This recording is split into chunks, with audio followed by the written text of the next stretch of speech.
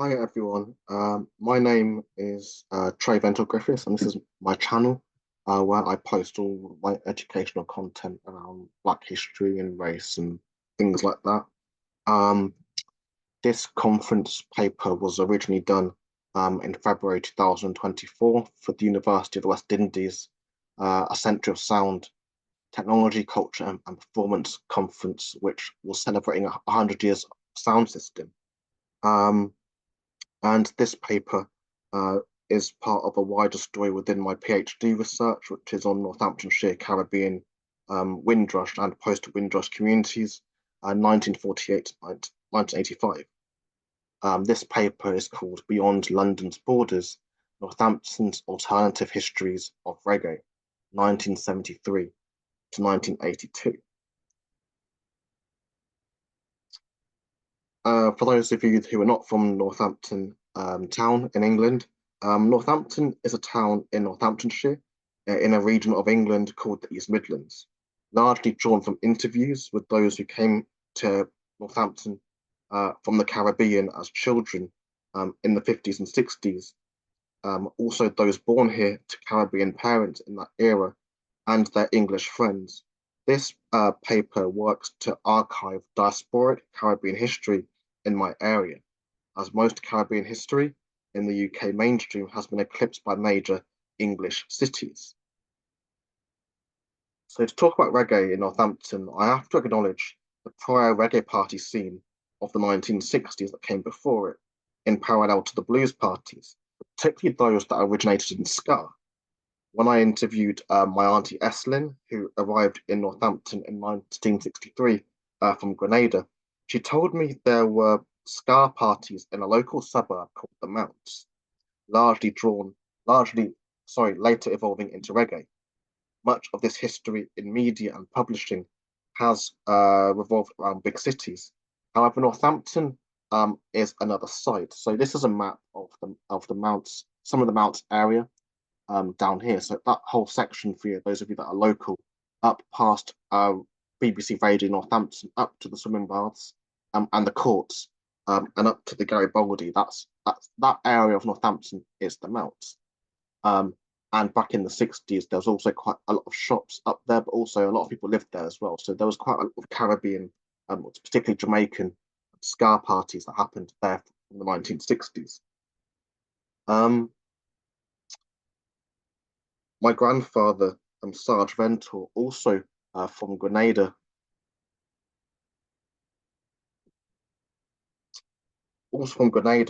arrived in England in 1960, but didn't come to Northampton until 1962-63. And it was in Northampton that he learned to play steel pan. His musical knowledge was founded in Northampton amid the Caribbean community, where he and his friends would play steel pan gigs in rural areas like Pucknow to white audiences, juxtaposed to the cities. Um, my grandmother's auntie, Dina Noel, who lived on Vernon Terrace, um, so um, so Vernon Terrace is down here. So Vernon Terrace is that street at the bottom of Wilby Street for those of you that are local. So you're going down the Wellingborough Road, and Wilby Street is one of the off streets going into town. And that's where Auntie Dinah lived on Vernon Terrace.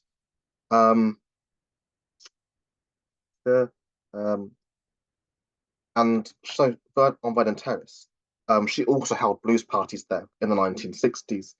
And the reggae parties of the 60s, further to the early local Caribbean bands, is what made the possibilities for the reggae sound system culture possible. So what was coming in the 70s. In Northampton, this also manifested as a form of activism because of racist colour bars on local pubs and clubs, including allegedly the Gardener's Arms and the Crown and Cushion on the Wellingborough Road, well into the 70s. The Conservative Club on Adnet Road in Abington did too, which is one of those roads just at the top of Stimpson Avenue as well. They also practiced a no blacks and no Irish rule. There were parties in Caribbean households in many of the streets across Abington and the edge of town, including at my great grandparents' house, which was on Bostock Avenue. Um, Others were on Turner Street, Adams Avenue, Stimpson Avenue, Whitworth Road, Derby Road, Percy Street, Abington Avenue, Victoria Road, and Palmerston Road, and many more. Um, Yet outside of the cities, towns like Northampton appear, I guess, beyond the interest of popular media narratives and publishing that within discourses of so-called Black British history. It is really centralized within England cities, and histories of the Windrush really dominates via a, a worldview that centralizes on Black people within London, and really it's only certain sections of London. So when I say London, I don't mean Whitechapel, Poplar, or even Croydon or any of those areas. I mean places like Brixton, Notting Hill, Shepherd's Bush, to some degree Harlesden as well, Lewisham. So these very much London centres of Black power, or Jamaican power, I should say. Um, my granddad, his friends, my grandma's auntie Dina, and others in the 60s made the foundation for the sound system in Northampton possible. So sound system was only possible because of what came before it. These parties weren't always ticketed, but it was expected drinks would be bought as well as food. So curry goat, fried fish, chicken, plantain, rice and peas, etc. These were often places where Caribbean people met each other from the different islands. Shebeens, as many were also called, were also often raided by the police and met by complaints by white neighbours. But in 1973, Bob Marley and the Wailers toured Britain as part of their Catch a Fire tour and played a gig at Fantasia nightclub in Northampton in a suburb called King's Heath, and it was attended by many white and black youths. This was the precursor to the coming local sound system culture, as in 1970, a young Trevor Hall, now known or honoured as an elder, called Raz Jabulani, was 13 and already a selector DJ in Northampton. His uncle was Count Shelley, who owned Third World Records and the sound system in London. Trevor, along with his friends Duku and Eddie White, um, later brought out that sound in probably around 1973. That time you also had Count Shelley, you had Jar Shaka, Coxon, Batman, Duke Reed, and many other sounds. Local sounds also did clash together, including Jar Chalice, and also Jar Youth, who played his first gig at a youth club on Kingswell Street called Steps. There was also a black women's sound called Sisters of Love as well. Sound system in Northampton defined a generation that did a lot to reduce racial barriers that in some cases have re-emerged back today. Reggae also joined hands with the punk movement, and local black venue Mata Fan Canter did hire out its space to punks, who, like many of the Caribbean youth at MFM, were anti-system. That clash of on subcultures onwards is illustrated through bands like Madness, The Beat, The Specials, Selector, using ska as the basis of British popular music. Locally, this was a great time for youth culture where anti-oppression work was championed by teenagers and young adults through music. Amid all of that, the latest pre-release 45 singles from Jamaica could be found in a shop called Spinadisc.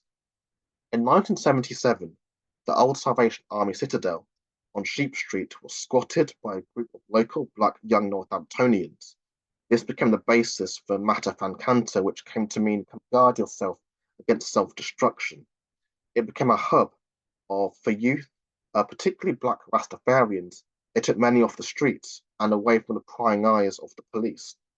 Black youths were being criminalized by police and the local authority, and needed somewhere to be themselves. White young people too were also experimenting in those years in the form of punk, fashion skinheads, and the mods. MFM had arrived with a splash where youths like Psyche, Horace Cohen, Lee Bryant, Job, and others had also researched squatters' rights and then squatted a building on Sheep Street. Movement became a major venue for sound system in not only Northampton but the wider Midlands.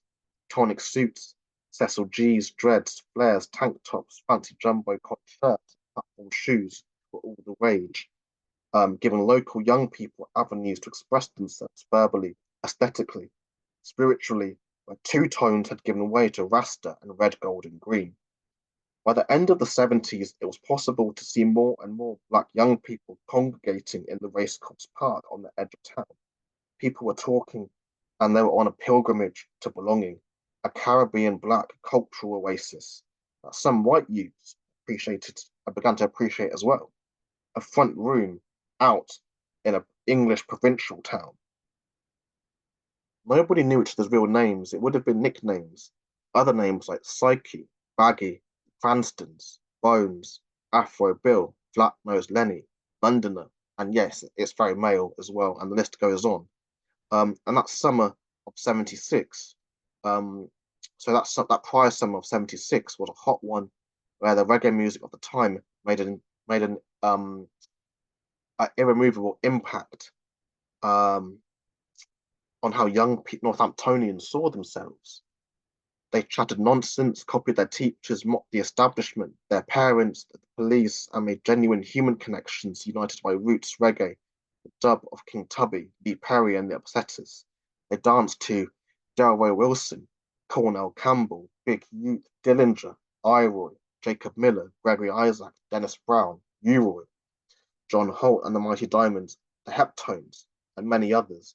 Very different to what was being heard at those blues parties of the 60s and the prior ska parties I discussed earlier. This new generation of black people were doing their best to hold on to their heritage. As summer evenings turned into autumn in the late 70s, Steps Youth Club on Kingswell Street became another place to dance and play and chat. Steps was the preamble to Matafan Cantor and a sibling to Sound System that allowed people to overcome racial barriers and a place upcoming sound systems to do battle. And the name Steps, it's literally what it says. It's to make steps um, to join or unite people across barriers. So white people and black people made steps. So that's why it was called that as well. Um, and on Steps was on Kingswell Street. So Kingswell Street is so for those of you who know Northampton, Kingswell Street is one of the streets off Gold Street. It's one of those little streets where just after Turtle Bay. That's that area of Gold Street. And I think where Steps Youth Club is now is I think it's either a takeaway. It's either I think it's a takeaway or just an abandoned building, basically. Um, there were late night blues where older men smoked and drank like on Alfred Street, which was originally run by Baggy's dad, and then by Baggy and his friends. People danced. There was continuous toasting, reasoning, and young people staggering home at 4 a.m. In the winter, sound systems came and went, but Northampton's reggae scene was on the map. Artists would come from Jamaica to perform, including at MFM and the Guildhall. There were visits to Wellingborough for a dub festival, to sounds like Coxon, V-Rocket, and Sir Biggs. The West Indian Club, United Social, and Regent Square also hosted sound systems, and so did others, despite high entry fees, which did prevent many participating. People came to Northampton from all over to get a piece of the act. There was competition on the turntables and on the dance floors. My cousin Weeks Baptiste hosted. Also people like Ras Jabulani, Dukru, Eddie White, and also Dillinger and Jar Stitch. It was yes, the lineups were very male dominated, but people from black and white people came to those gigs, men and women as well. Count Shelley's sound had become a major local sound due to the family connection between Count Shelley and Trevor Hall, and locals toured that sound to Bedford, Luton, Oxford, Reading, Leeds, and private functions like weddings too, and competed for the Gold Cup of sound system. By the 80s, many youths were grown, married, some having children, moving on, and that reggae scene, particularly from 76 to 82 in Northampton, had evaporated. We are not young forever, and for that generation, that was a wonderful time. This paper was based on original interviews and also a prior talk done by my cousin Weeks gave in November 2023, I believe, at Northampton Museum Art Gallery. The things they did when they were 17, 18, 19 were made possible from the earlier generation, like my grandfather, his friends, many others, doing gigs out in the sticks, making space, and the sound system generation, taking a leaf out of the blues dance and rent party book. People that included my family members were part of this moment in local British Caribbean history that defined a generation, including my late cousin, Steve Cador, who we all called the king of vintage, not only because opened a designer clothes store driver in the 80s that sold the best, but was also probably one of the best dressed men in Northampton of his generation, and he was very well known for that as well. The early Caribbean musicians and parties of Northampton in the 60s made space for the possibility of sound system in the 70s. Young people came alive, the sounds of roots reggae in that era, songs of revolution, rebellion, and injustice molded the identities and worldview of both black and white young Northamptonians impacted by political struggle. Burning Spear, Peter Tosh, Bob Marley, Aswad, Steel Pulse, and many more gave young people hope. Let the sun shine on Northampton forever.